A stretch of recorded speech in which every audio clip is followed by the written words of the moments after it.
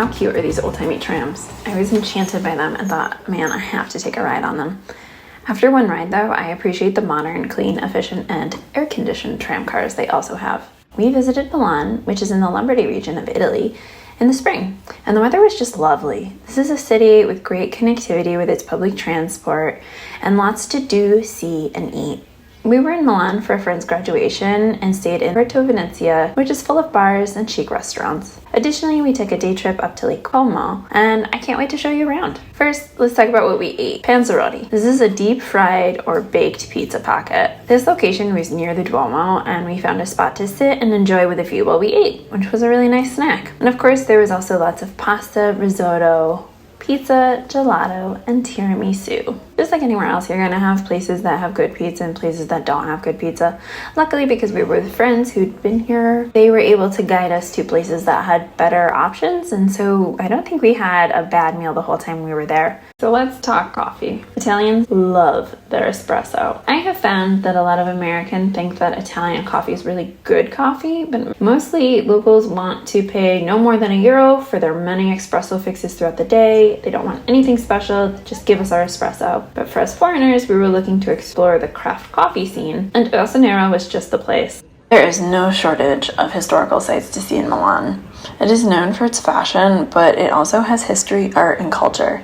The Duomo is gorgeous, the massive Gothic cathedral in the old town of Milan. You were able to go inside, up onto the roof. I did this the last time I was in Milan, so we opted to stay in the square and admire the detailed work on the facade. We probably spent about a half hour here just looking at the outside of the building. Building started in 1386, and it took nearly 6 centuries to complete, finally being finished in 1965. It is thought to be the second largest in Europe and the third largest in the whole world, though I couldn't find any definitive proof that this was correct.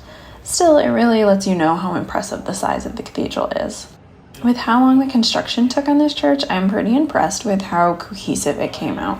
It really is very Gothic, but it does showcase many different eras and artists from throughout Italy's history. I didn't see any, but apparently there are still some uncarved blocks of marble that remain. So even though it's considered finished, there's still room to do more.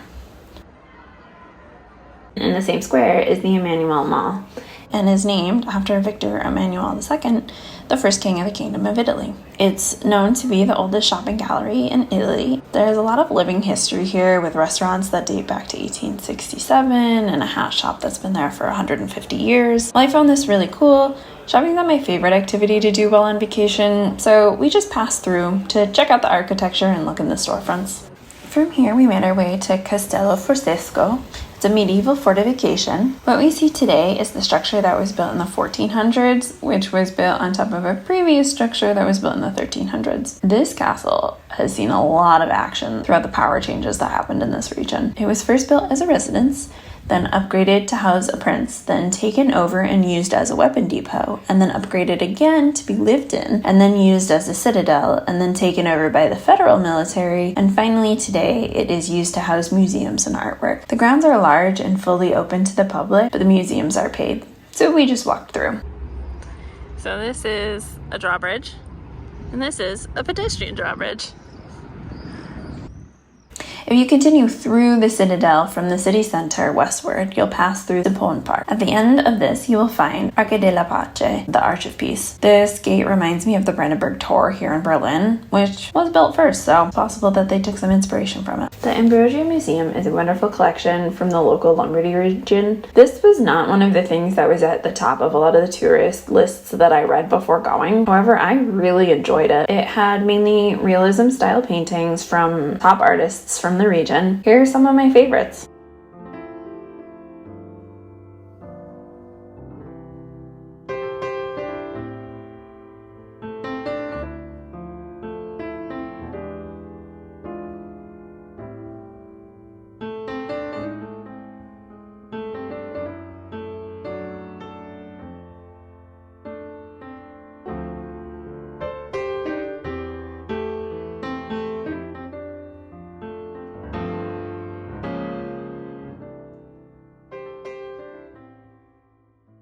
One last attraction that I want to tell you about in Milan. It's the Flamingos.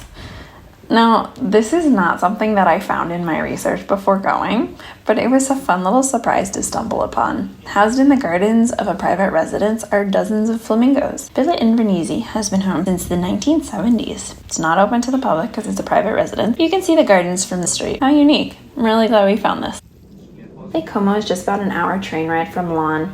We transferred and carried onward to the town of Lierna. The train tickets were just €6 one way, which is incredibly affordable. From where the train stopped in the small town, we were able to immediately start our hike to a viewing point. We passed through a small village and up into farmland nearby. I planned this hike using the Komoot app. It was super easy to find something that would work for us. Komoot has a ton of trails all throughout Europe. I found that it has more than all trails. It's really customizable and super user-friendly.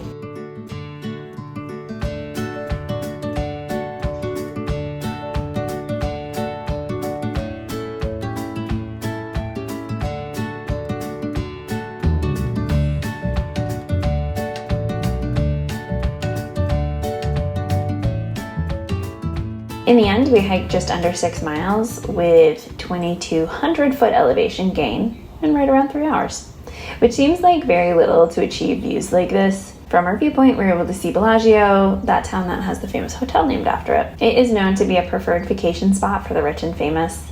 I would recommend going on the earlier side. We were on the trail by 9 a.m., but on our way back down, we saw so many people heading up, which really can take away from the sereneness of the hike and the outdoors. You startled me.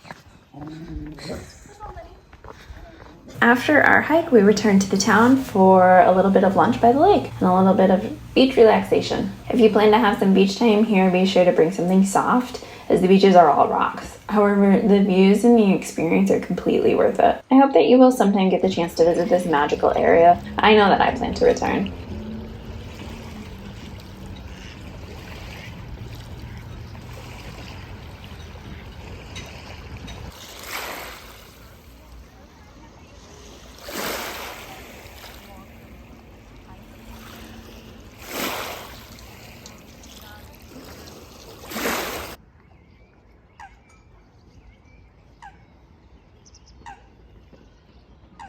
And one more congratulations to Angela on completing her degree with a perfect score. Truly impressive.